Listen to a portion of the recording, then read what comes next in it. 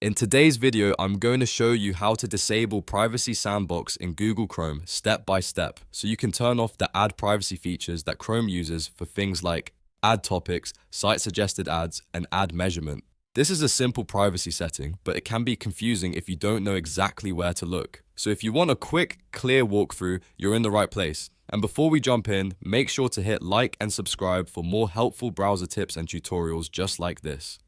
Alright, let's get started. First, open Google Chrome on your computer. Once Chrome is open, look to the top right corner of the browser window and click the three dots menu. This opens the main Chrome menu, where you can access all of the browser settings and controls. From that menu, click Settings. Now you're inside Chrome settings. On the left-hand side, you'll see a list of different categories. Click Privacy and Security. This is the section where Chrome keeps most of its privacy-related options, including tracking, cookies, website permissions, and ad-related controls. Inside Privacy and Security, look for the option called Ads Privacy and click it. This is where Chrome groups the Privacy Sandbox features. Privacy Sandbox is designed to manage ad personalization in a way that Chrome says is more privacy-friendly, but if you prefer to disable these features, you can turn them off manually here. Once you're in Ads Privacy, you'll see several options. The first one is Ad Topics. Click into that setting and disable it.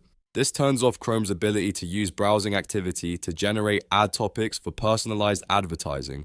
After that, go back to the previous screen and click Site Suggested Ads. Disable that as well. This stops Chrome from using site-based suggestions for ads that may appear to be more relevant to your activity.